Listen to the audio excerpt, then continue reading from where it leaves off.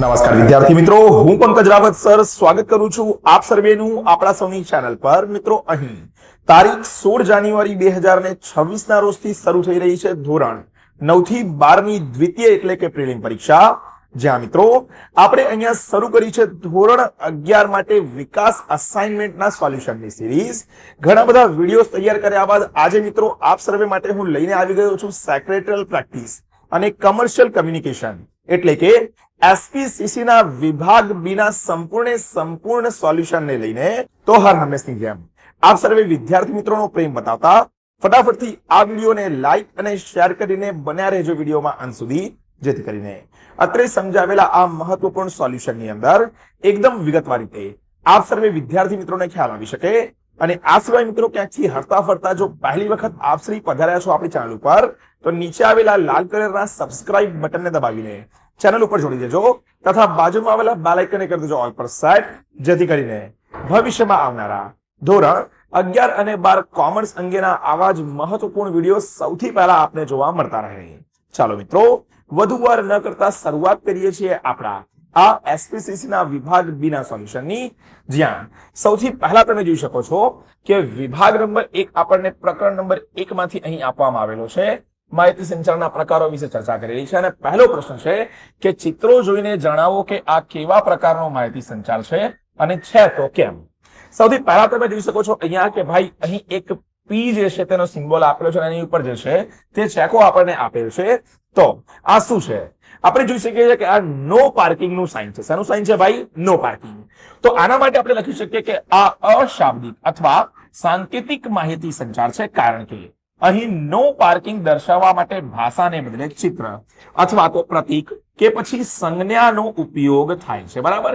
જ્યાં પણ આપણે કોઈ ભાષાનો ઉપયોગ નથી કરતા પણ ભાષાને બદલે ચિત્રનો, કોઈક પ્રતીકનો કે કોઈક સંજ્ઞાનો આપણે ઉપયોગ કરીએ ત્યારે એને આપણે અશાબ્દિક એટલે કે સાંકેતિક માહિતી સંચાર તરીકે જે છે તે ઓળખીએ છીએ।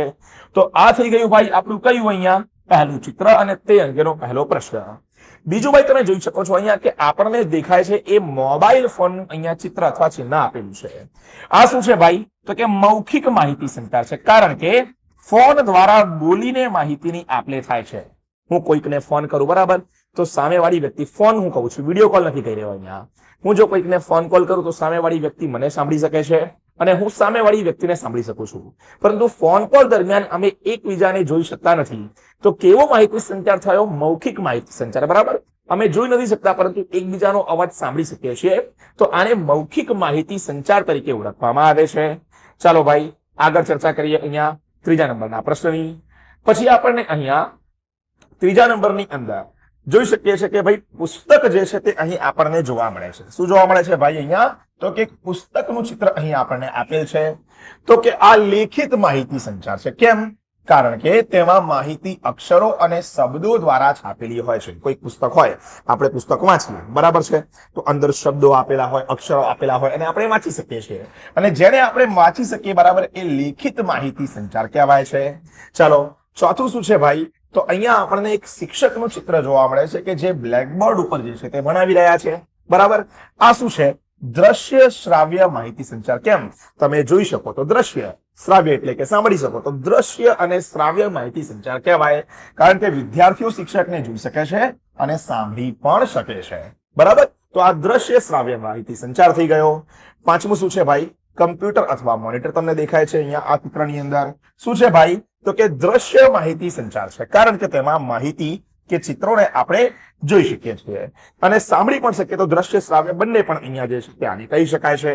ચાલો ત્યારબાદ છઠ્ઠા નંબરનું શું આપેલું છે ભાઈ આપણને? તો કે છઠ્ઠા નંબરની અંદર આપણને અહીંયા જે છે તે રેડિયો આપેલો જોવા મળે છે।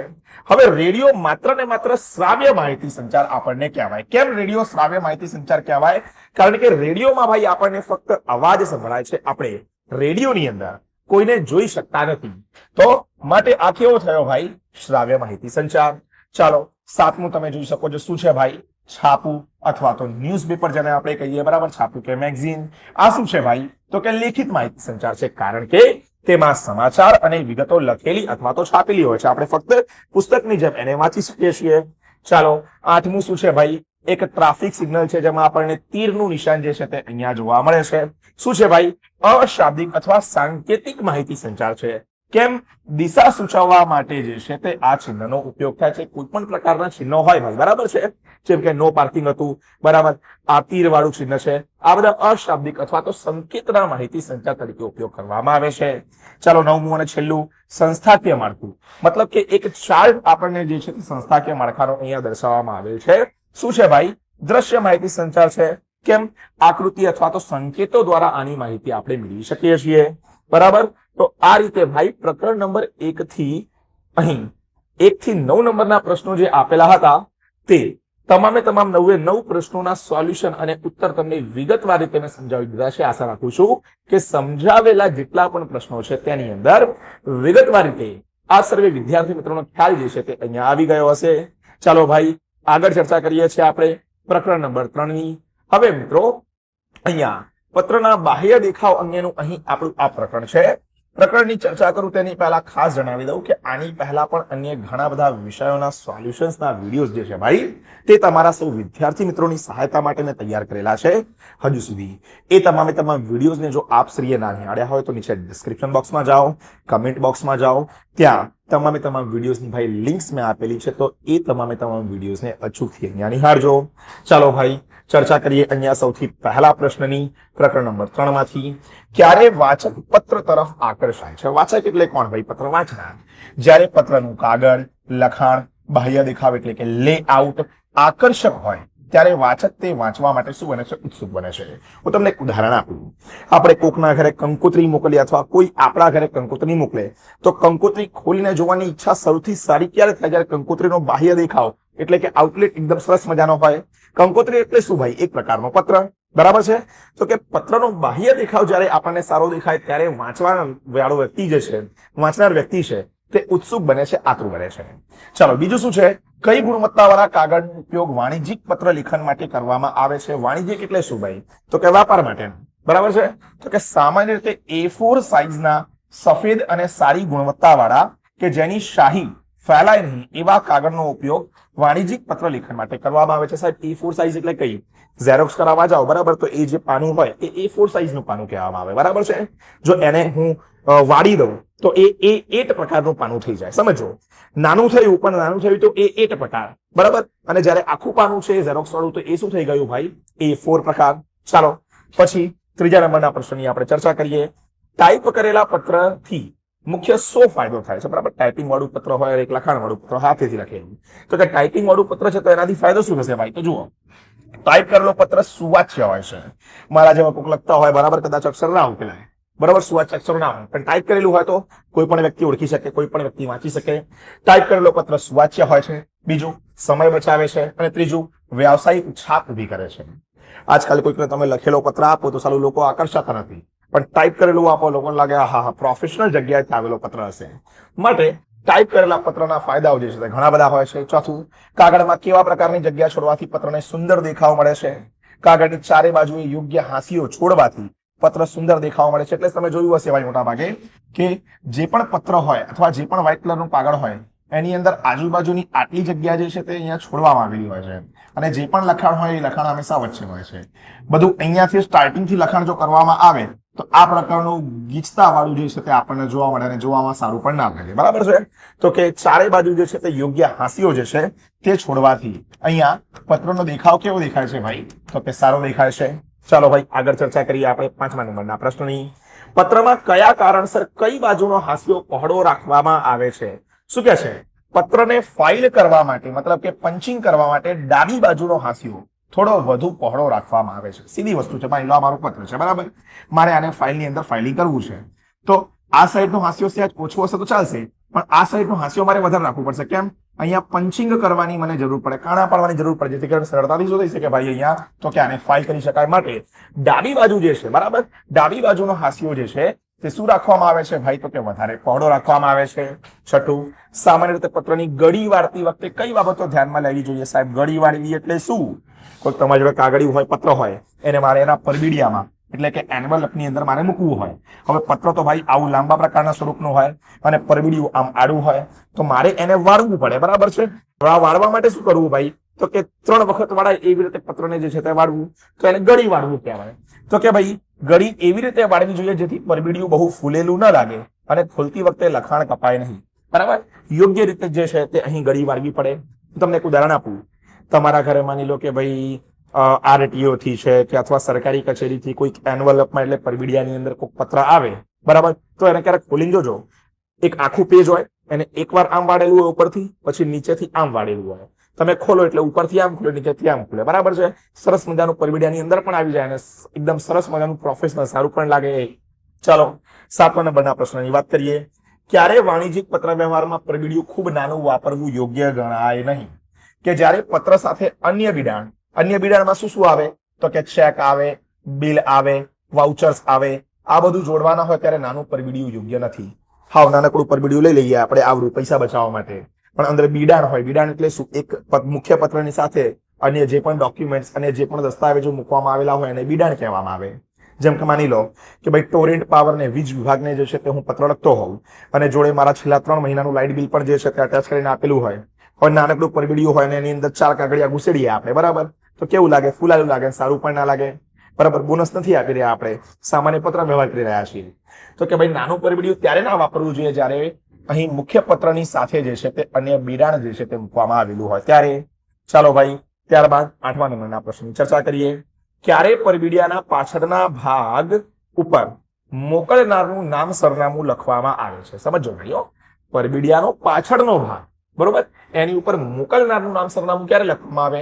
જ્યારે પરબીડિયાના આગળના ભાગમાં જગ્યા ના હોય અથવા કોઈ ખાસ પ્રકારના સરકારી પત્રો હોય ત્યારે પાછળ સરનામાની વિગત જે છે તે અહીં લખવામાં આવે છે. 9મો અને છેલ્લો પ્રશ્ન આ પ્રકરણમાંથી. પરબીડિયાના મધ્ય ભાગમાં શું લખવામાં આવે? પરબીડિયાના મધ્ય ભાગમાં મેળવનારનું નામ અને સરનામું લખવામાં આવે છે, બરાબર, જેને રિસીવર્સ એડ્રેસ આપણે કહીએ છીએ. રિસીવર્સ એડ્રેસ એન્ડ નેમ, બરાબર. તો જે વ્યક્તિને હું પત્ર મોકલી રહ્યો છું, માની લો ભાઈ હું પત્ર જે છે તે મિસ્ટર પટેલને મોકલી રહ્યો છું, તો મિસ્ટર પટેલનું નામ અને સરનામું મારે જે છે તે મધ્ય ભાગમાં એટલે કે વચ્ચેના ભાગમાં લખવું પડે. ચાલો ભાઈ, હવે વિભાગ 1ની આપણે ચર્ચા કરીએ, જ્યાં પ્રકરણ નંબર 6 આપણને આપેલું છે. ઓર્ડર આપતા અથવા તો રદ કરતા પત્રોની ચર્ચા જે છે તે અહીંયા આપણને કરીને આપવામાં આવેલી છે. શું કહે છે ભાઈ? અહીંયા સૌથી પહેલો પ્રશ્ન છે, વાણિજ્યિક પત્રોના સંદર્ભમાં ઓર્ડર રદ કરતો પત્ર એટલે શું? ગ્રાહક દ્વારા અગાઉ આપેલ ઓર્ડરને કોઈ સંજોગો વશાત કે ભૂલને કારણે રદ કરવા માટે જે પત્ર લખવામાં આવે એને ઓર્ડર રદ કરતો પત્ર લખાય. બરાબર, કોઈક કારણ એવું આવી ગયું હોય કે જેના કારણે ઓર્ડર રદ કરવો પડે તો એના માટે ઓર્ડર રદ કરતો પત્ર લખવામાં આવે. બીજું, ઓર્ડર આપતા પત્રના અંતમાં ગ્રાહકે કેવું વલણ બતાવવું જોઈએ? કે ઓર્ડર આપતા સમયે ગ્રાહકે સૌજન્યપૂર્ણ અને માલ સામાન સમયસર મળશે તેવી અપેક્ષા વાળું વલણ જે છે તે અહીંયા રાખવું જોઈએ. ત્રીજો પ્રશ્ન શું આવે છે ભાઈ? વર્તમાન સમયમાં ઓર્ડર આપતા પત્રમાં મંગાવવાના માલ સામાનની વિગતો કયા સ્વરૂપે દર્શાવવામાં આવે છે? તો કે આ વિગતો કોષ્ટક એટલે કે ટેબલ સ્વરૂપે અથવા ક્રમવાર યાદી બનાવીને દર્શાવાય છે. મારે માની લો કે ભાઈ પુસ્તકો મંગાવવા છે તો હું ટેબલ બનાવી દઈશ, બરાબર, એક કોષ્ટક બનાવી દઈશ, કોષ્ટકમાં લખી દઈશ ધોરણ 10 ના આટલા પુસ્તકો, ધોરણ 12 ના જે છે, બરાબર, તે આટલા પુસ્તકો. આમાં લખવું હોય તો ક્રમમાં પણ લખી શકીએ, બરોબર, કે ભાઈ ધોરણ 10 ના પુસ્તકો તો કે ભાઈ 100 નંગ, બરાબર, ધોરણ 12 ના પુસ્તકો તો કે ભાઈ 200 નંગ. તો એવી રીતે ક્રમબદ્ધ રીતે અથવા તો કોષ્ટકમાં એટલે કે ટેબલ સ્વરૂપે જે છે તે તમે અહીંયા માહિતીને જે છે તે ઓર્ડર આપતા પત્રોમાં દર્શાવી શકો છો. ચાલો ભાઈ, 4થા નંબરના પ્રશ્નની ચર્ચા કરી લઈએ. શું છે 4થા નંબરનો પ્રશ્ન આપણા માટે? ગ્રાહક જ્યારે વેચાણકર્તા દ્વારા મોકલેલ ઓર્ડર પત્રકનો ઉપયોગ કરીને ઓર્ડર મોકલે ત્યારે તેની સાથે શું મોકલવું જરૂરી બને છે? કે જ્યારે પણ ગ્રાહક વેચાણકર્તા દ્વારા મોકલેલ ઓર્ડર પત્રકનો ઉપયોગ કરીને ઓર્ડર મોકલે તો તેની સાથે ઓર્ડરની શરતો અથવા જરૂરી હોય તેવા અગાઉથી ચૂકવણીના ચેક કે પછી ડ્રાફ્ટ મોકલવા જે છે તે અહીંયા જરૂરી બને છે. 5મું, વેચાણકર્તા ક્યારે ઓર્ડર પત્રક બિડાણ સ્વરૂપે મોકલી આપે છે? જ્યારે ગ્રાહક પૂછપરછનો પત્ર લખે ત્યારે તેના જવાબમાં એટલે કે પ્રત્યુત્તરમાં વેચાણકર્તા ઓર્ડર પત્રક બિડાણ તરીકે જે છે તે અહીંયા મોકલે છે. ચાલો ભાઈ, આગળ ચર્ચા કરીએ. અહીંયા તો 6થા નંબરનો પ્રશ્ન આવે છે, ઓર્ડર પત્રકમાં સામાન્ય રીતે કઈ કઈ વિગતોનો સમાવેશ કરવામાં આવે છે? તો કે ઓર્ડર પત્રકમાં જુઓ ભાઈ, વસ્તુનું નામ હોય, બીજું વસ્તુનો જથ્થો, વસ્તુનો ભાવ, વસ્તુની ગુણવત્તા, પેકિંગની શરત, નાણાંની ચૂકવણીની શરત અને ડિલિવરીનો સમય, આ બધી જ વસ્તુઓ ઓર્ડર પત્રકમાં જે છે તે સમાવિષ્ટ કરવામાં આવે છે. 7મું, નાણાંની લેવડ દેવડ બેંક દ્વારા થતી હોય ત્યારે વેચાણકર્તાની ફરજ જણાવો કે વેચાણકર્તાએ માલ રવાના કર્યાની જાણ કરવી અને બેંક દ્વારા મોકલેલ દસ્તાવેજોની વિગત જે છે તે અહીંયા આપવી જરૂરી બને છે. ચાલો ત્યારબાદ 8મા અને 9મા નંબરના જે આપણને છેલ્લા 2 પ્રશ્નો આપેલા છે તેની પણ જરા ચર્ચા કરી લઈએ. 8મા નંબરનો પ્રશ્ન શું છે ભાઈ અહીંયા? તો જુઓ, ઓર્ડરના અમલના પત્રનું કાયદાકીય રીતે કેવું અર્થઘટન કરી શકાય? તો કે ગ્રાહક અને વેચાણકર્તા વચ્ચે થયેલા કાયદેસરના કરાર તરીકે જે છે તે ઓર્ડરના અમલ પત્રને ગણવામાં આવે છે. 9મું અને છેલ્લું, આવરણ પત્ર તેમજ માલ વહનની રસીદને ઓર્ડરના સંદર્ભમાં અંગ્રેજીમાં શું કહેવાય? આવરણ પત્રને જે છે તે કવરિંગ લેટર CL કહેવાય. માલ વહનની રસીદને LR એટલે કે લોરી રિસિપ્ટ અથવા તો રેલવે રિસિપ્ટ કે RR તરીકે પણ ઓળખવામાં આવે છે. આ રીતે ભાઈ આ પ્રકરણ જે છે તે પણ અહીં પૂર્ણ થઈ જાય છે. પ્રકરણો ભાઈ પૂર્ણ થતા જાય છે, પરંતુ લાઈક કરવામાં આપણે કંજૂસી કરીએ છીએ ભાઈ. આટલી સરસ મજાની ફાઇલ બનાવીને આપણે તૈયાર કરીએ છીએ. વિડીયો તૈયાર કરવામાં મહેનત, ફાઇલ તૈયાર કરવામાં મહેનત, પણ આપણે ભાઈ 1 સેકન્ડની લાઈક કરવા મહેનત નથી કરતા. રૂપિયા થોડી માંગ્યા છે ભાઈ ટ્યુશન ક્લાસીસની જેમ કે સ્કૂલની જેમ, બરોબર? વિડીયો મળી રહ્યો છે ભાઈ યુટ્યુબના માધ્યમથી, તો એક લાઈક ઠોકીને ભાઈ પ્રોત્સાહન વધારવા વિનંતી. લાઈક કરો. તમારા જે પણ બેનપણી છે, બેનપણા છે, ટ્યુશન ક્લાસીસના છે, સ્કૂલના છે, તેની જોડે વિડીયોને શેર કરો. અને પરિવાર ઉપર હજુ સુધી નથી જોડાયા ભાઈ તો કઈ સબસ્ક્રિપ્શન ફીસ નથી આપવાની. લાલ કલરનું સબસ્ક્રાઇબ બટન દબાવો, બાજુમાં આવેલા બેલ આઇકનને ઓલ પર સેટ કરો. નવા વિડીયો તમારા માટે આવી રીતે લાવતો રહેવાનો છું ભાઈ. તો કંજૂસી શું કામ? બરાબર? વિડીયોને લાઈક કરો, શેર કરો, સબસ્ક્રાઇબ કરો ચેનલને. બરાબર? ચાલો આગળ ચર્ચા કરીએ ભાઈ. આપણે છે આની વિભાગ 1ના પ્રકરણ નંબર 7ની આપણે ચર્ચા કરી લઈએ. શું કીધું છે ભાઈ? પહેલું, દાવા ફરિયાદની પતાવટની કઈ રીત વેપાર જગત માટે ખતરારૂપ પુરવાર થઈ શકે છે? જુઓ ભાઈ, જો વેપારી ગ્રાહકની ફરિયાદ પ્રત્યે ઉદાસીનતા દાખવી, નકારાત્મક વલણ અપનાવે અથવા તેની અવગણના કરે તો તે વેપાર જગત માટે ખતરારૂપ પુરવાર થઈ શકે છે. આનાથી પેઢીની પ્રતિષ્ઠા ઘટે છે અને ગ્રાહક કાયમી ધોરણે ગુમાવવો પડે છે. આજે મારી કોઈ દુકાન હોય, મારો ધંધો હોય, મારો વેપાર હોય, કોઈ ગ્રાહક આવતો હોય, બરાબર, એની ફરિયાદ લઈને, બરોબર, પણ એનો તિરસ્કાર કરીને એને કાઢી મૂકવું, બરાબર છે, એના પ્રત્યે ઉદાસીનતા દાખવું, એના પ્રત્યે યોગ્ય વલણ ના દાખવું, તો સીધી વસ્તુ છે 4 જગ્યાએ જઈને મારી બુરાઈ જ કરવાનો છે અને મારે છેવટે એ ગ્રાહક એક સમય એવો આવશે કે ભાઈ ગુમાવવો પડશે. તો કે ભાઈ દાવા ફરિયાદની પતાવટની આ રીત જે છે તે વેપાર જગત માટે ખતરારૂપ સાબિત થઈ શકે છે. ચાલો બીજા નંબરનો પ્રશ્ન શું છે? જીઓ માર્ટમાં ગ્રાહક સાવધાનના મુકેલ નોટિસ બોર્ડની સમજૂતી તમારા મિત્ર જયંતને ટૂંકમાં જણાવો. કયું માર્ટ ભાઈ? જીઓ માર્ટ. બરાબર, જીઓ માર્ટમાં ગ્રાહક સાવધાનનું એક નોટિસ બોર્ડ મૂકેલું છે, એની સમજૂતી તમારા મિત્રને સમજાવવાની છે. જુઓ, ગ્રાહક સાવધાન એટલે કે સાવિયટ એમ્ટર, મતલબ ખરીદી કરતી વખતે ગ્રાહકે પોતે જાગૃત રહેવું જોઈએ. હું આજે દવા લેવા જઉં, બરાબર, અને દવા મને એક્સપાયરી આપી દીધી અને પછી હું ફરિયાદ લઈને જઉં તો વસ્તુ સાચી છે પણ એક રીતે નકામી છે. કેમ? ગ્રાહક તરીકે પહેલા જે મારી ફરજ આવે છે યોગ્ય MRP છે કે નહીં, યોગ્ય ડેટમાં એક્સપાયરી ડેટની અંદર બનેલી દવા છે કે નહીં, બરાબર, તો આ વસ્તુ મારે જાણવી જોઈએ. માટે આ ગ્રાહક તરીકે જાગૃતિ રાખવી, બરાબર, ગ્રાહક તરીકે મારે જાગૃત રહેવું એ મારી ફરજમાં આવે છે. વસ્તુની ગુણવત્તા, વસ્તુની કિંમત, વસ્તુની એક્સપાયરી ડેટ અને વજન જેવી બાબતોની જાતે ચકાસણી કરવી જોઈએ જેથી છેતરાવાનો ભય ના રહે. તો મારા ભાઈબંધ મિત્ર જે છે જયંતભાઈ, તમને મારે સમજાવવું પડશે ભાઈ કે તું જે છે જો ગ્રાહક તરીકે જાય તો યોગ્ય એક્સપાયરી ડેટ ચેક કર, યોગ્ય MRP ચેક કર, યોગ્ય ગુણવત્તા ચેક કર, યોગ્ય વસ્તુ છે કે નહીં એ ચેક કર, બરાબર. આ બધું એને મારે જણાવવું પડશે. કેમ? તમે ગ્રાહક છો, પહેલી ફરજ તમારી આવે છે બધી વસ્તુઓ યોગ્ય છે કે નહીં, અને પછી ભાઈ સામેવાળા વ્યક્તિની કોઈ જાતની ફરજ આવે છે કે સામેવાળાની ફરજ તો છે જ ભાઈ કે સારી અને સાચી વસ્તુ યોગ્ય ગુણવત્તા વાળી આપવી, પણ ગ્રાહક તરીકે આટલી વસ્તુ આપણે જે છે તે અહીંયા યાદ રાખવી પડે. ચાલો ત્રીજું, દાવા ફરિયાદની પતાવટના પત્રની શરૂઆત કેવી રીતે થવી જોઈએ? તો કે પતાવટના પત્રની શરૂઆત હંમેશા ગ્રાહકનો પત્ર મળ્યો છે તે બાબતના સ્વીકાર અને દિલગીરી એટલે કે ખેદ વ્યક્ત કરીને કરવી જોઈએ. ગ્રાહકે આપેલી મુશ્કેલી બદલ સહાનુભૂતિ દર્શાવવી જોઈએ, બરાબર છે. હું વેપારી છું, ગ્રાહકે મને લખ્યું સાહેબ તમારું જે માલ અમને મળ્યો તેની અંદર યોગ્ય ગુણવત્તા જળવાઈ નથી, તો પહેલામાં કે ભાઈ ખેદ સાથે દુઃખ વ્યક્ત કરીએ છીએ કે આપને અમારો જે માલ મળ્યો તેની અંદર આપને સંતુષ્ટિ થઈ નથી, એ માલને તરત જ અમે બદલી આપીશું અને ભવિષ્યમાં ફરીથી આવું ના થાય તે અંગેની કાળજી અમે રાખીશું. આવું ભાઈ સરસ મજાનું લખાણ લખો, સામે ગ્રાહક તમારા હાથથી જવો છે એના માટે જોઈએ. ચોથું શું છે? દરેક સમજુ વેપારી કયા સિદ્ધાંત મુજબ દાવા ફરિયાદની પતાવટ કરતા હોય છે? સમજુ વેપારી હોય મારી જેવો કોક, બરાબર, કહી દીધું હોય વાંધો નહીં. શું કીધું છે? સમજુ વેપારી હોય તો કે કયા સિદ્ધાંત મુજબ દાવા ફરિયાદની પતાવટ કરતો હોય છે? દરેક સમજુ વેપારી ગ્રાહક હંમેશા સાચો હોય છે, બરોબર. કસ્ટમર ઇઝ ઓલવેઝ રાઈટ ના સિદ્ધાંત મુજબ અને ગ્રાહક સાથેના લાંબા ગાળાના સંબંધો જાળવવાના ઉદ્દેશ્યથી પતાવટ કરે છે. ગ્રાહક અમારો ભગવાન છે, ગ્રાહક હંમેશા સાચો જ હોય. એ ઉદ્દેશ્યથી જો હું ગ્રાહકને બધી વસ્તુનું સોર્ટ આઉટ કરીને આપું, સોલ્યુશન કરીને આપું, બરાબર, તો આરામથી ભાઈ આ વસ્તુની પતાવટ થઈ જાય. પાંચમું શું છે? ગ્રાહક ફરિયાદ કરે ત્યારે કયા સિદ્ધાંતને અનુસરવાથી વેપાર જગતને ફાયદો થાય છે, બરાબર. તો જુઓ ભાઈ, જ્યારે ગ્રાહક ફરિયાદ કરે ત્યારે સેવા અને સંતોષ મતલબ કે સર્વિસ એન્ડ સેટિસ્ફેક્શન તેમજ નમ્રતાના સિદ્ધાંતને અનુસરવાથી વેપાર જગતને શું થાય ભાઈ? અહીંયા ફાયદો થાય છે. છઠ્ઠું શું છે? ફરિયાદ પત્રની ભાષા કેવી હોવી જોઈએ ભાઈ? ફરિયાદ પત્રની ભાષા જે છે સૌથી પહેલામાં પહેલું નમ્ર હોવી જોઈએ, ઉગ્ર ના હોવી જોઈએ, સ્પષ્ટ ક્લિયર હોવી જોઈએ, મક્કમ હોવી જોઈએ. તેમાં આક્ષેપો કરવાને બદલે હકીકતો અને પુરાવાઓ રજૂ કરવા જોઈએ. ચાલો ત્યારબાદ 7મા નંબરનો અહીંયા પ્રશ્ન જોઈ લઈએ. ઓર્ડરમાં દર્શાવેલ માલ સામાન કરતા તદ્દન જુદી જ જાતનો માલ સામાન વેપારી મોકલી આપે ત્યારે ગ્રાહકે શું કરવું જોઈએ? જુઓ ભાઈ, ઓર્ડરમાં દર્શાવેલા માલ સામાન કરતા અલગ જાતનો માલ આવે, બરોબર, ત્યારે ગ્રાહક તરીકે મારે શું કરવું? મેં માની લો ભાઈ કોકને કીધું કે 5000 વાર પતંગ માટેની દોરી મારે જોઈએ છે અને સામેથી 3000 વાર જ મને મોકલી, 2000 વાર ઓછી છે, તો ગ્રાહક તરીકે હું શું કરું વેપારી માટે? તો જુઓ ભાઈ, આવા સંજોગોમાં ગ્રાહકે તાત્કાલિક વેપારીને ફરિયાદ પત્ર લખવું જોઈએ. હું લખીશ, એટલે ભાઈલા 5000 વારની દોરી મંગાવી, 3000 વાર જ મારા સુધી પહોંચી છે, 2000 વાર ક્યાં ખાઈને બેસી ગયો. માલ સામાન સ્વીકારવાનો ઇનકાર કરવો જોઈએ અને ઓર્ડર મુજબનો સાચો માલ મોકલવા અથવા નાણાં પરત કરવા જણાવવું જોઈએ.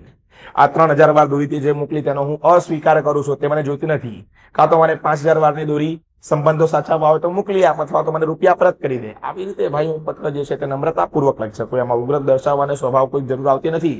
નમ્રતાપૂર્વક કરેલો વ્યવહાર માત્ર પત્ર વ્યવહારમાં નહીં ભાઈ, દુનિયાના કોઈ પણ પ્રકારના વ્યવહારની અંદર જે છે ભાઈ તે સાથ આપે છે, બરાબર. મગજ ઠંડુ રાખવું જરૂરી બને છે. આવું માખી ક્યારની એક હેરાન કરી રહી છે, કોઈ વાંધો નહીં. ચલો 8મા નંબરનો પ્રશ્ન શું છે? થોડા વર્ષો પહેલા દાવાઓ અને ફરિયાદોને કેવી માનવામાં આવતી હતી? થોડાક વર્ષો પહેલા જે છે તે દાવા અથવા ફરિયાદોને બોજ અથવા મુશ્કેલી માનવામાં આવતી હતી. તે સમયે વેચનાર સાવધાન, બરોબર, ના બદલે ખરીદનાર સાવધાનનો ખ્યાલ વધુ પ્રચલિત હતો. હવે શું થઈ રહ્યું છે? ખરીદનારને સાવધાન રહેવાની જરૂર નથી, બરાબર છે, તો વેચનારને સાવધાન રહેવાની અત્યારે જરૂર આવી છે. પહેલાના સમયમાં ખરીદનારને સાવધાન રહેવાની જરૂર આવતી હતી. છેલ્લા પ્રશ્નની ચર્ચા કરીએ આ પ્રકરણમાંથી, જે છે 9મા નંબરનો પ્રશ્ન શું છે ભાઈ? અહીંયા કેવા સંજોગોમાં દાવા ફરિયાદોનું મહત્વ સવિશેષ હોય છે? જ્યારે હરીફાઈ વધુ હોય અને બજારમાં ટકી રહેવાનું હોય ત્યારે ગ્રાહકના સંતોષ માટે ફરિયાદોનું નિવારણ કરવું અનિવાર્ય બને છે. વિભાગ 2, બરોબર. સૌથી પહેલા પ્રકરણ નંબર 1 આપેલું છે. કયા અભ્યાસક્રમમાંથી છે? પ્રથમ પરીક્ષાના અભ્યાસક્રમમાંથી. દર વખતના વિડીયોમાં કહું છું, શું કહું છું કે ભાઈ પ્રથમ પરીક્ષાના અભ્યાસક્રમમાંથી 30% તથા બીજી પરીક્ષાના અભ્યાસક્રમમાંથી 70% આપણને પૂછાશે. જે વાતનો ખાસ ખ્યાલ રાખવો. અને આવી બધી નાની નાની ડિટેલ્સ ઇન્સ્ટાગ્રામ પેજીસ મારફત આપને આપતો રહું છું. તો હજુ સુધી કંજૂસ લોકો જો ઇન્સ્ટાગ્રામ પેજીસને ફોલો નથી કર્યા તો @DEX Academy કે પછી @પંકજ રાવત સરને ફોલો કરો. જેવા તેવા રીલ્સ વાળા ચેનલ્સને ને પેજીસને ફોલો કરો છો ભાઈ.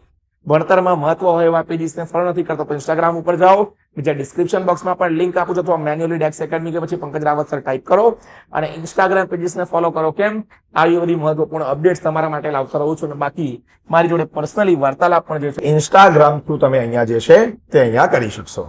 ચાલો હવે પહેલો પ્રશ્ન આવે છે અહીંયા પ્રથમ પરીક્ષાના અભ્યાસક્રમમાંથી. રાજા દશરથ તેમજ ધૃતરાષ્ટ્રના મંત્રી કોણ હતા? કોણ રાજા દશરથ ખબર છે? પ્રભુ શ્રી રામના પિતાશ્રી રાજા દશરથ. એમના મંત્રીનું નામ હતું સુમંત. શું નામ હતું ભાઈ? સુમંત. ને ધૃતરાષ્ટ્ર કોણ? તો કે ભાઈ દુર્યોધન અને બાકીના 99 કૌરવો જે છે તે 99 કૌરવોના અહીંયા પિતા, બરાબર. તો એમના મંત્રીનું નામ કોણ હતું અહીંયા? મહાત્મા વિદુર. તો કે દશરથના મંત્રી સુમંત અને ધૃતરાષ્ટ્રના મંત્રી વિદુર હતા. બીજું, ભારતમાં અત્યારે કયો કંપની ધારો અસ્તિત્વમાં છે? આખું ગામ જાણે છે જો કોમર્સમાં ભણતું હોય તો. કંપની ધારો 2013. ત્રીજું, આધુનિક વાણિજ્યની શરૂઆત શેનાથી થઈ છે ભાઈ? તો સમજો, આધુનિક વાણિજ્યની શરૂઆત ઔદ્યોગિક ક્રાંતિથી થઈ છે. ચોથું, કંપનીનું સંચાલન કોણ કરે છે? કંપનીનું સંચાલન સંચાલક મંડળ એટલે કે BOD, બોર્ડ ઓફ ડિરેક્ટર્સ કરે છે. પાંચમું, કંપનીનું રોજબરોજનું સંચાલન કરવા સંચાલક મંડળ કોની નિમણૂક કરે છે?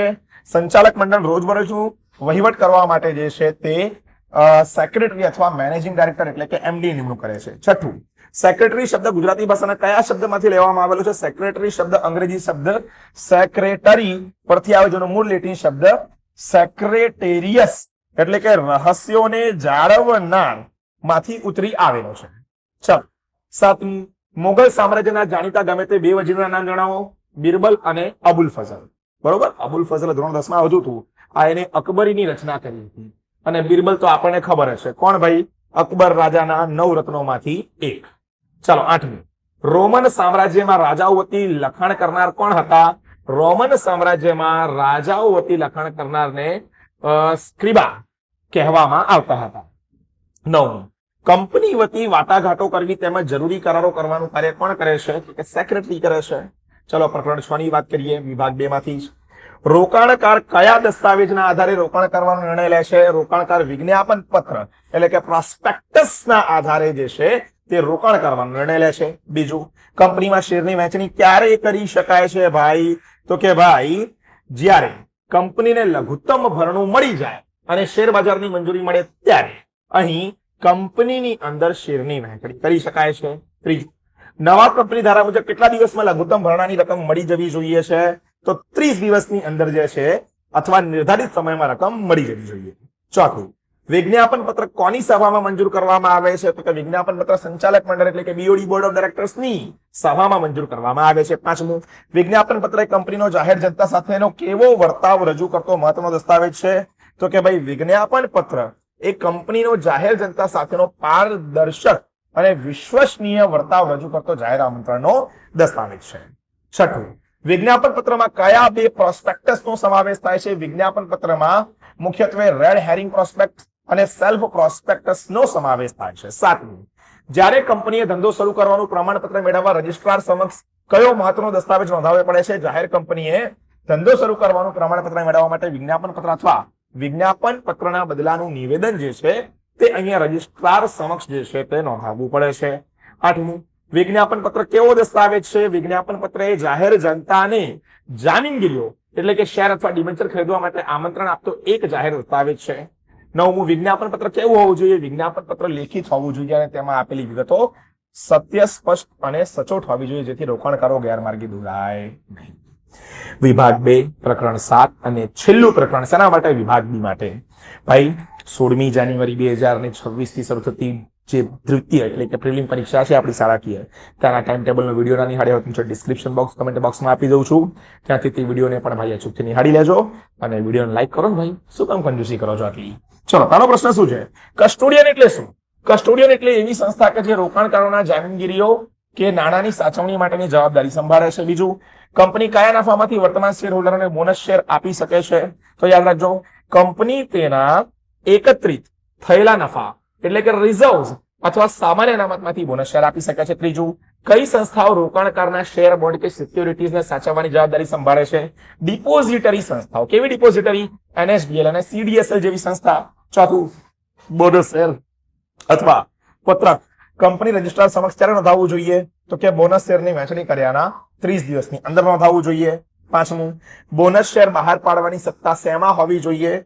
તો કે કંપનીના નિયમન પત્ર એટલે કે આર્ટિકલ્સ ઓફ એસોસિએશનમાં બોનસ શેર બહાર પાડવાની જોગવાઈ અથવા સત્તા હોવી જોઈએ. છઠ્ઠું, શેર પ્રીમિયમની રકમનો ઉપયોગ શેના માટે થઈ શકતો નથી? શેર પ્રીમિયમની રકમનો ઉપયોગ રોકડમાં ડિવિડન્ડ વહેંચવા માટે થઈ શકતો નથી. સાતમું, ઇક્વિટી શેર મૂડીમાં કયા કારણસર મૂડીમાં વૃદ્ધિ થાય છે?